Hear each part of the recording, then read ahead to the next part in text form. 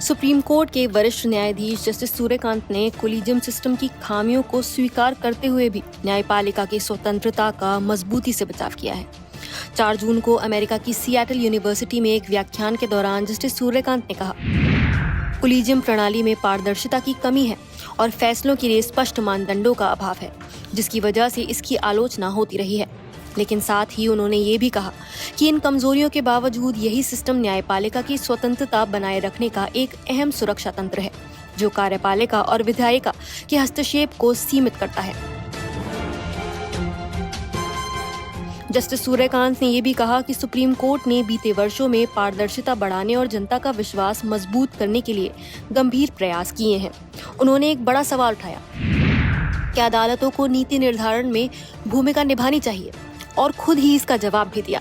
उन्होंने कहा, जब न्यायपालिका कमजोर तबकों की रक्षा में संविधान और नैतिकता के आधार पर निर्णय लेती है, तो वो लोकतंत्र को कमजोर नहीं करती, बल्कि उसे और मजबूत बनाती है।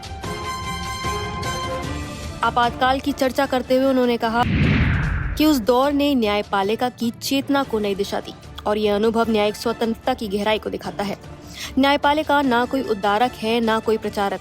ये एक शांत प्रहरी है जो केवल तब बोलती है जब संविधान की रक्षा करनी होती है। 3 जून को वॉशिंगटन स्टेट सुप्रीम कोर्ट के दौरे पर उन्होंने अभिव्यक्ति की स्वतंत्रता को लेकर भी बड़ा बयान दिया। उन्होंने कहा कि लोकतंत्र में असहमति जरूरी है, अन्याय के सामने चुप रहना तटस्थता नहीं बल्कि भागीदारी है। आपको बता दें कि जस्टिस सूर्यकांत नवंबर 2025 में भारत के 53वें मुख्य न्यायाधीश बनने जा रहे हैं।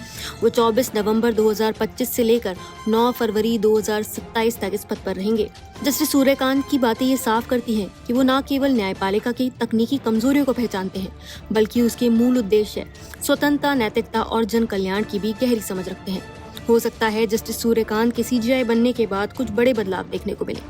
आगे क्या होगा, इस पर सबकी नजरें टिकी हैं। फिलहाल इस मुद्दे पर आपकी क्या राय है, हमें कमेंट करके जरूर बताएं।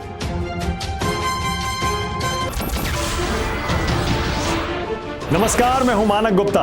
अगर आपको हमारा ये वीडियो पसंद आया हो तो इसे लाइक और शेयर जरूर करें, और हाँ, हमें सब्सक्राइब और फॉलो करना ना भूलें, ताकि आप देश और दुनिया की कोई खबर मिस ना करें।